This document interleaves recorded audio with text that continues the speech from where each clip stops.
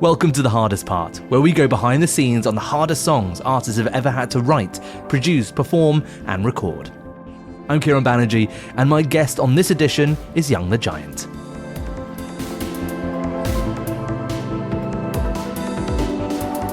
Young the Giant, thanks for joining us in The Hardest Part. Yeah, thanks for having us. Perfect. So the audience are about to hear the amazing session you just did for us. Can you tell us about the song? Why you brought it? So this song was written probably about a little over 2 years ago.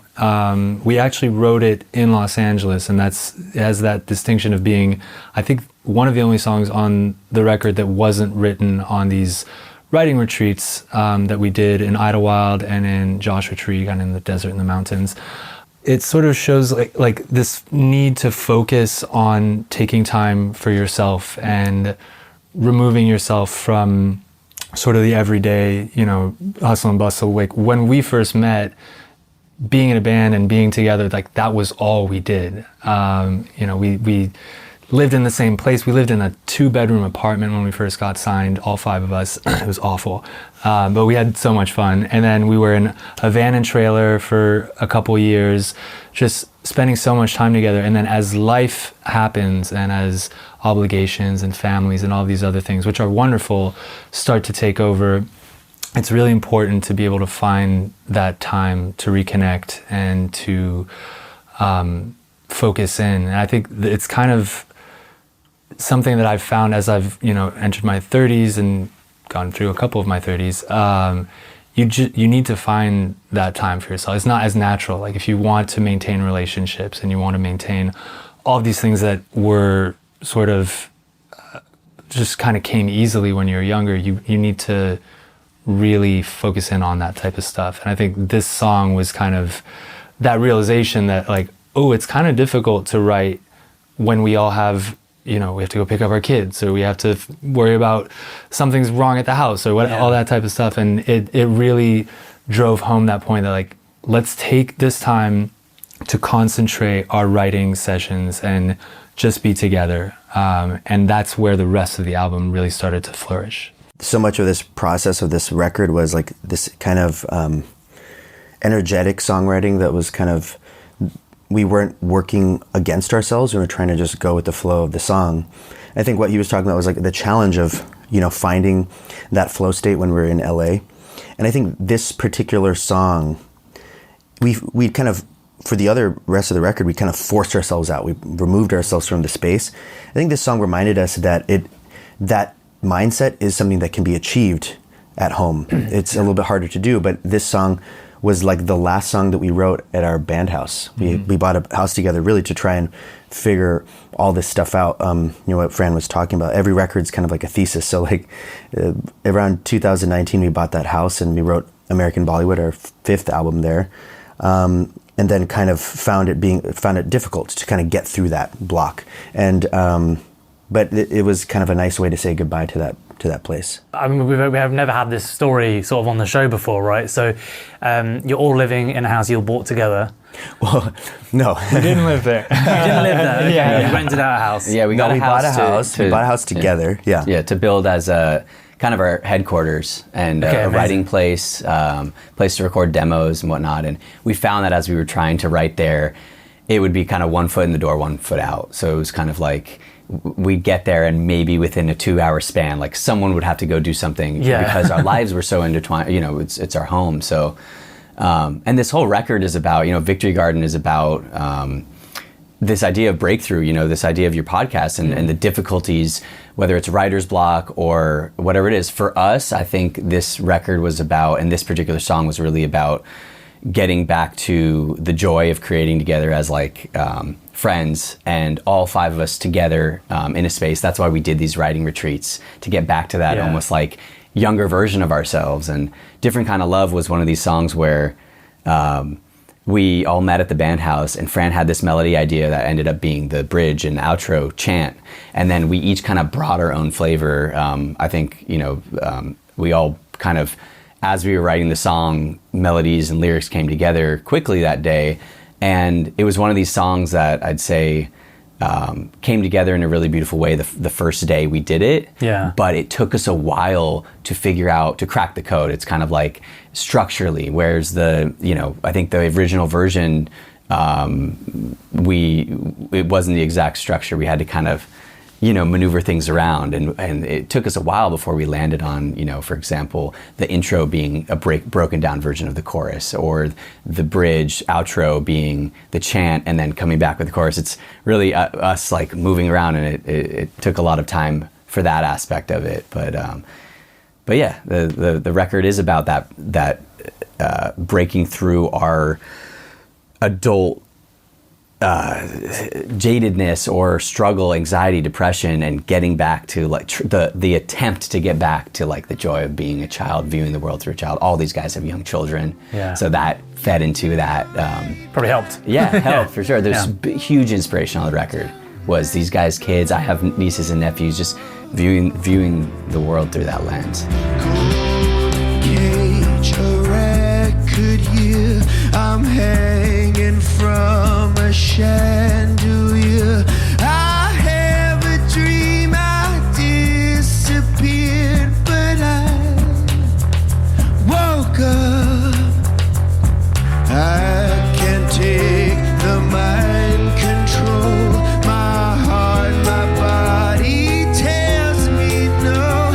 You told me once, not long ago, but Take us into the studio with Young the Giant. How do songs start? And talk us through that process you went through with this track. I mean, we've been doing this for a long time, so we've tried just about everything. I think what was interesting about the sixth record is probably the closest to the first record in terms of process, where we would just get together, all of us in a room, jam, and then there's a little spark of something that everyone kind of gravitates towards, and that's when you develop it and start to work on it. I mean, for American Bollywood, we wrote that during COVID, so we all had our own sort of satellite studios, and we were doing kind of like the Postal Service thing, where someone would work on a song and he sent it over, and it yielded some pretty interesting results, but it felt, kind of fragmented. And so there was a huge intention behind getting back into a room together.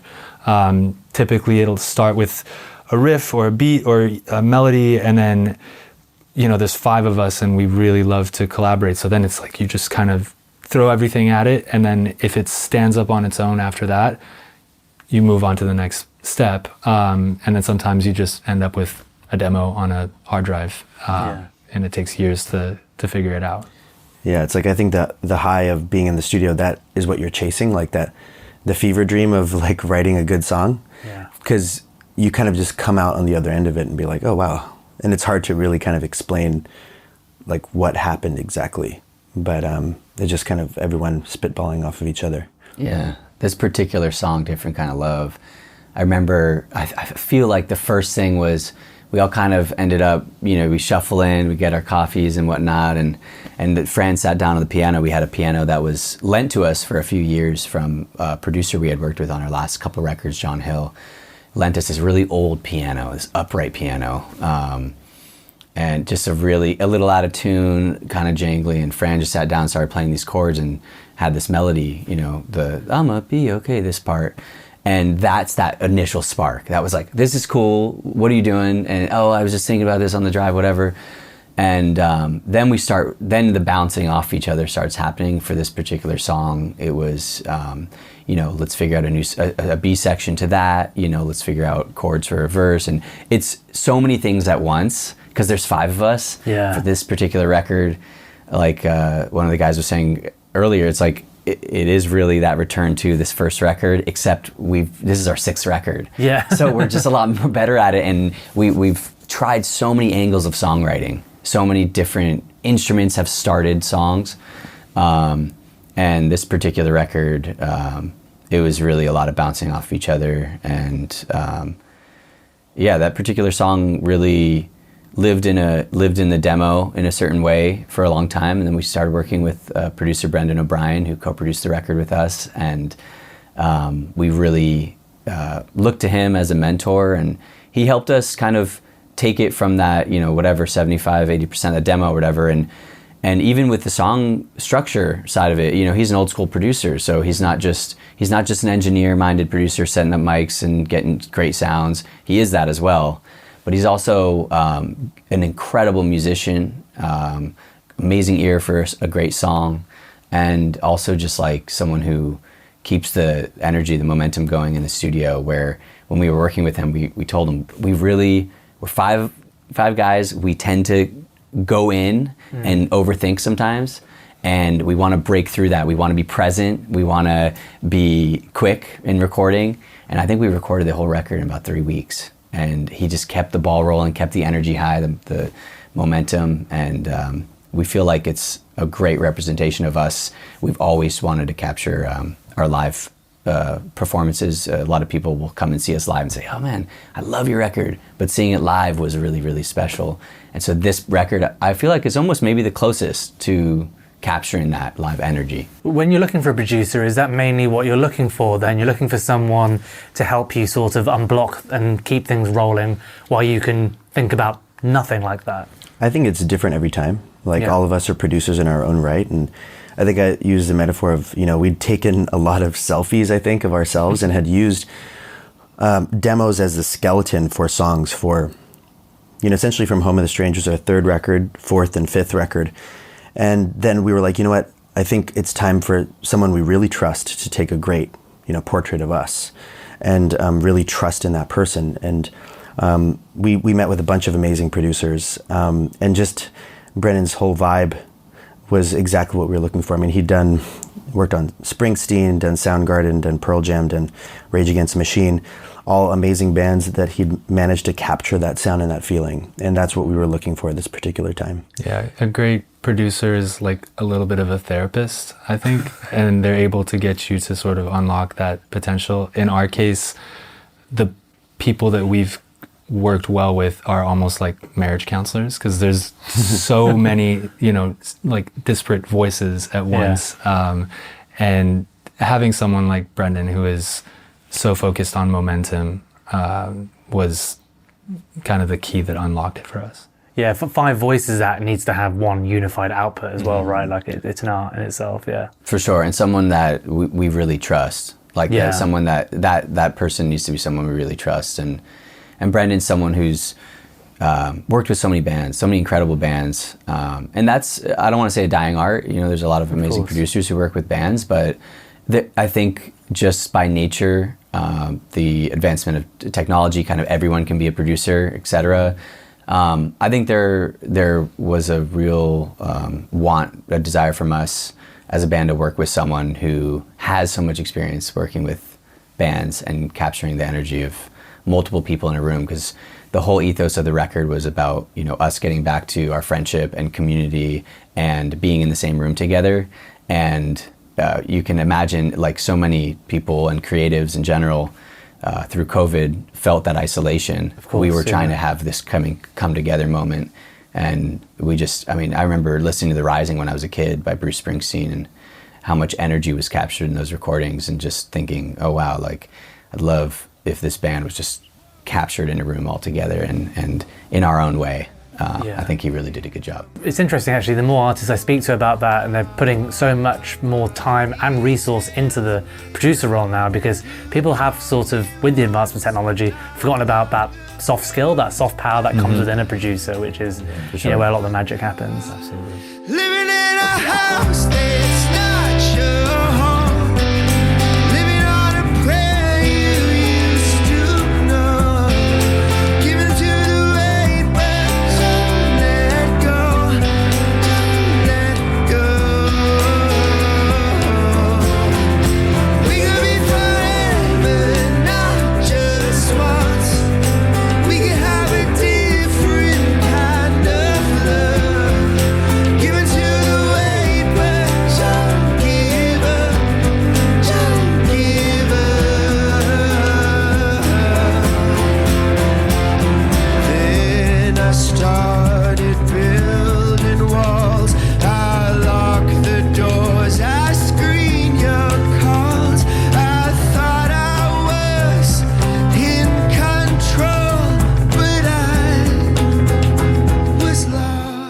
So we finish this interview with same question every time, and it comes from a place where a band I really like, new record came out, everyone said it was their best album. I listened to it, I didn't agree with that, and everyone said listen to this one particular track, that was actually my least favourite of them. And then straight after listening to it, I heard an interview with the lead singer talking about these small nuances in his vocal performance, and he picked out on a couple lyrics as well, told me about the meaning of the song, and it became my favourite song of theirs forever now. And I think that's what I love so much about these interviews, right? You get to sit down with an artist and talk about all these nuances which people aren't always privy to. So, our audience are about to hear the amazing session you just did for us. What should they be listening out for? Is there any little nugget in there that's going to change the way they experience the track? I mean, I think that is very important, the dressing behind everything. But for us, it's also, what it should be at face value. With every record, we've kind of evolved and become more elegant with an intention. I think throughout this record, it was instinctive songwriting as well as instinctive arrangement and instrumentation. So everything that is in there, we're not going in and being like, oh, well, how do we want this to sound like someone else? How do we want to change this? It was kind of like the first instinct of where we would go. And I think that this song, definitely captures that. Yeah, there's the lyric for that chant, I'm gonna be okay, I go all the way down. For me, what it meant is once you strip away everything and you find yourself kind of struggling for maybe meaning, those are the times where you have the most personal growth, I think. And so after COVID and after it was a tough time to be an artist. You really are in a position where you're questioning everything. We hadn't gone that long without touring since we were teenagers. And so there was all that stuff associated with it. And for me, that's what that lyric kind of encapsulates. I love that when you put a song out, that song now belongs to people who are listening to it, and they can add their own meaning, but that's what that lyric means to me.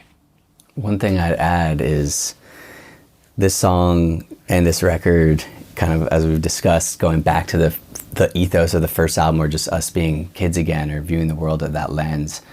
There's some Easter eggs lyrically on this particular song. I believe in the second verse, Samir says, First verse, yeah. First verse, yeah. My heart, my body tells me no. My body tells me no is a lyric from our first first single from our first record, My Body, the song My Body.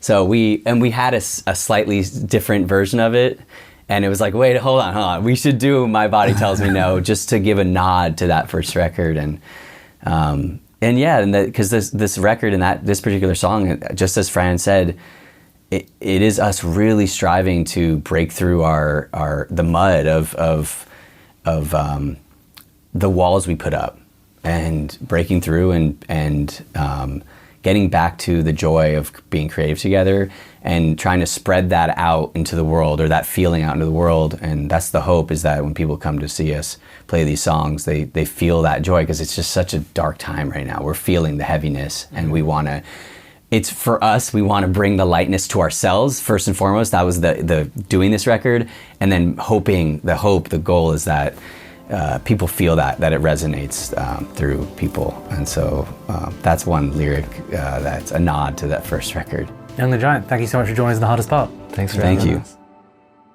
Living in a house that's not your home, living on a prayer you used to know, giving to the way, but don't let go, don't let go.